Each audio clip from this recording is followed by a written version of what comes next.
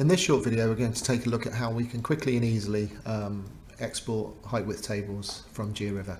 If your surveyor is using GeoRiver, you should have all this information provided anyway, but let's just take a quick look. So here we've got a typical footbridge with a sloping deck, and if we just go into structures and we can go configure deck, and you can see, if I just get back out of that quickly, you've got configure deck and you've got a 1 here.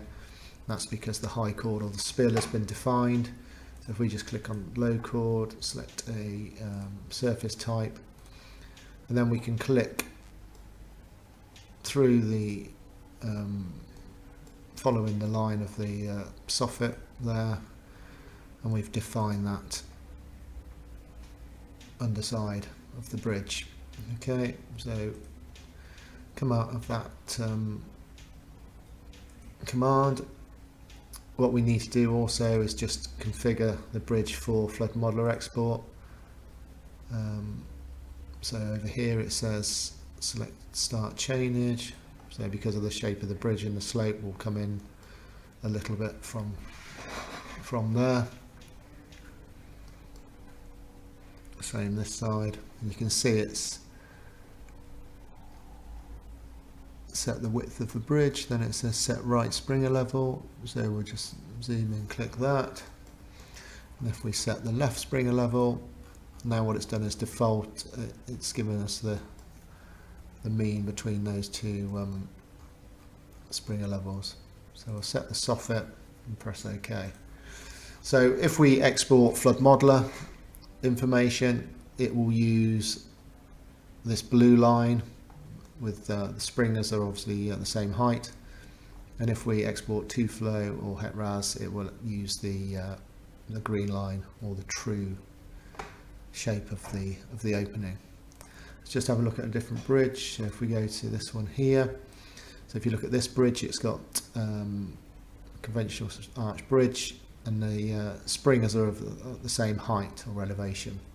So we only need to use the configure bridge here because it fits this shape perfectly. So draw, left click there to set the chainage, starting chainage, set the end chainage, and then we're going to click on the right springer, click on the left springer, and you can see it set the springers at that height, and then we'll just click on the soffit and it is set. Press OK, job done. Okay, so now if we just go export to flow, we can obviously select hard or soft bed here.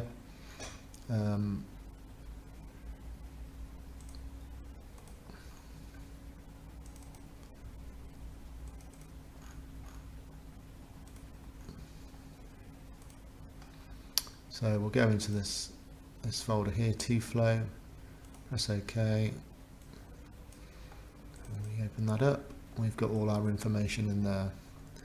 So you can see a whole network is produced for to-flow export, but you also get these individual files of the height and widths of each opening. So if we look at 608, here we've got our bridge with our height and our widths going up at 100 mil increments, and then we've got our widths, and then if we just take a look at 1590, here we go. If we just look at the arch here, which has been set by the bridge configure tool rather than the defining a low chord, you can see it rises by 100 mil intervals, but when it gets to the springer, which is between here and here, it puts in an additional line to perfectly define the shape of the arch. So we've been going up 100 mil here, and then we've jumped to 20 mil, and then we start 100 mil again through to the end. If we just open up the drawing, the exported drawing, you can see this is what this looks like in real terms. So this is we've got our base point there, and then we're going up 100 mil at a time. These are our line lengths or widths, and then we've got this additional the line in there defining the exact point at which the arch starts up to the finish.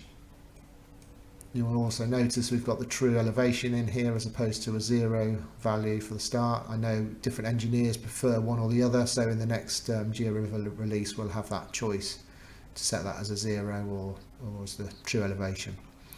Anyway, I'm sure you can see that is a quick and easy way to get height width tables out, and you can works perfectly well with multiple arches as well.